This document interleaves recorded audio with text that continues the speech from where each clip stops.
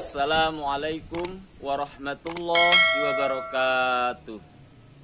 Alhamdulillahirabbil alamin, wassalatu wassalamu ala Rasulillah wa ala alihi washabihi ajmain, amma ba'du. Wahai saudara-saudaraku kaum muslimin wal muslimat yang dimuliakan oleh Allah Subhanahu wa taala. Islam telah mewajibkan kepada umatnya untuk menuntut ilmu. Mengapa demikian?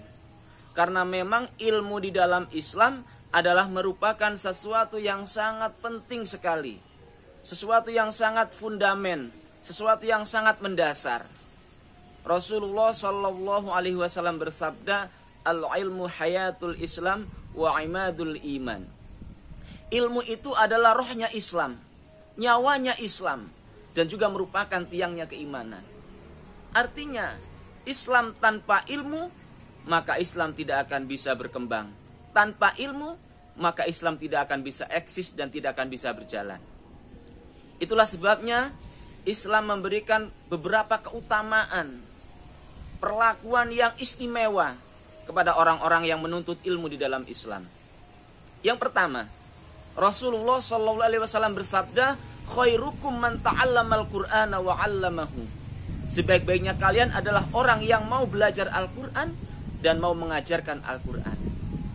Diawali dengan proses belajar Al-Quran mulai bacaan, makna dan keterangannya. Kemudian setelah faham, dia mau mengajarkan ilmu tersebut kepada orang lain.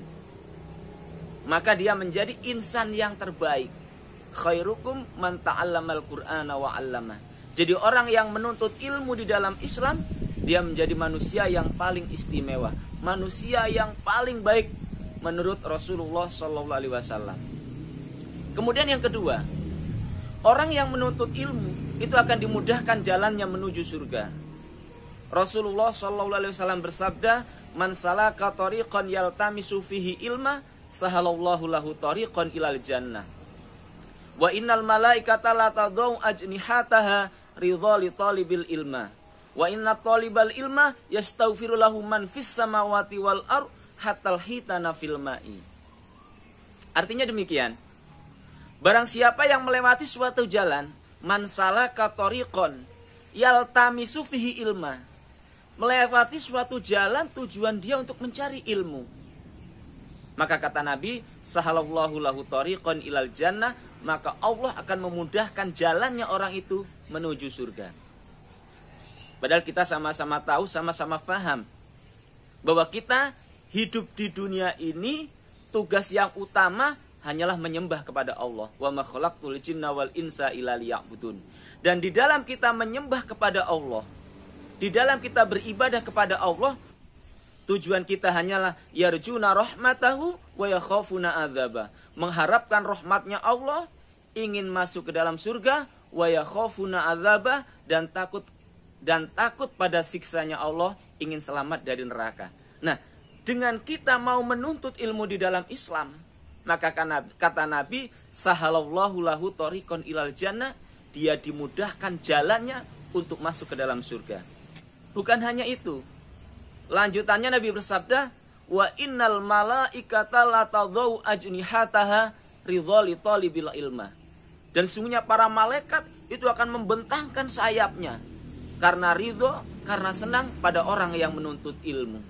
Dijelaskan dalam salah satu riwayat bahwasanya malaikat Jibril itu mempunyai sayap sebanyak 12.000. Itu dibentangkan pada orang-orang yang mau menuntut ilmu di dalam Islam. Kemudian lanjutannya, wa inna talibal ilma yastaghfiru lahu man fis samawati wal ardi hatal hitana fil ma'i. Dan sesungguhnya orang yang menuntut ilmu itu dimintakan ampun oleh makhluknya Allah yang ada di dalam langit dan makhluknya Allah yang ada di dalam bumi. Para malaikat, para manusia, tumbuhan, hewan, itu memintakan ampun pada orang-orang yang menuntut ilmu. Hatal hitana fil ma'i. Sehingga ikan yang ada di dalam air itu pun memintakan ampun kepada orang-orang yang menuntut ilmu. Luar biasa. Jadi yang kedua, orang yang menuntut ilmu di dalam Islam, dia dimudahkan jalannya untuk masuk ke dalam surga, mendapatkan ridho, naungan dari para malaikat, dan juga mendapatkan pengampunan, doa pengampunan dari makhluknya Allah yang ada di dalam langit dan makhluknya Allah yang ada di dalam bumi. Jadi nomor 2 itu isinya 3 poin. Itu yang kedua. Yang ketiga, orang yang menuntut ilmu di dalam Islam, kedudukannya itu berada di dalam jalannya Allah. Rasulullah SAW bersabda, "Man kharaja fi talabul ilmi kana fi sabilillah hatta yarji'a." Barang siapa yang keluar rumah untuk menuntut ilmu, kana fi sabilillah, maka dia berada di dalam jalannya Allah sehingga dia kembali ke rumah. Selama dia keluar dari rumah, maka posisinya berada di dalam sabilillah, berada di dalam jalannya Allah. Sehingga ketika sewaktu-waktu dia mati dalam keadaan menuntut ilmu, maka mati di dalam jalannya Allah, dia mendapatkan derajat yang tinggi di sisi Allah. Man ja'ahul mautu wa huwa yatlubul ilma liyuhya bil Islam fa bainahu wa bainan nabiyina darajatun wahidatun fil jannah. Barang siapa yang kedatangan mati, kita semua sudah mafhum, sudah faham, mengerti bahwa manusia itu semua akan mati. Kullu nafsin dha'iqatul maut, qul innal mautal ladzi tafirruna minhu fa innahu mulaqikum fa idza jaa ajaluhum la yastakhiruna sa'atan wa la yastaqdimun. Itu beberapa firman Allah yang menjelaskan adanya kematian. Semua manusia akan mati. Nah, orang yang mati dalam keadaan menuntut ilmu, man ja'ahul mautu wa huwa yatlubul ilma. Barang siapa yang mati dalam keadaan menuntut ilmu, tujuannya menuntut ilmu liyuhya bihil Islam, untuk menghidup-hidupkan agama Islam. Karena kita tahu seperti yang saya sampaikan tadi di depan, bahwa al-ilmu hayatul Islam. Ilmu itu adalah rohnya Islam, kehidupannya Islam. Islam bisa hidup karena adanya ilmu. Nah, orang ini menuntut ilmu tujuannya liyuhya bil Islam. Maka kata Nabi, fa bainahu wa bainan nabiyina darajatun wahidatun fil jannah. Maka antara dia dan antara para nabi akan mendapatkan derajat yang sama di surga. Kedudukannya sama dengan para nabi. Luar biasa. Itulah keutamaan orang-orang yang menuntut ilmu di dalam Islam. Yang pertama, menjadi insan yang terbaik, manusia yang terbaik di muka bumi ini. Yang kedua, dimudahkan jalannya untuk masuk ke dalam surga.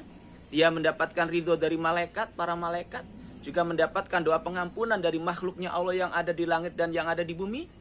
Dan kemudian yang ketiga, ketika dia mati dalam menuntut ilmu, maka dia mendapatkan derajat yang tinggi di surga sama dengan para nabi. Sekarang kita kembalikan kepada diri kita masing-masing.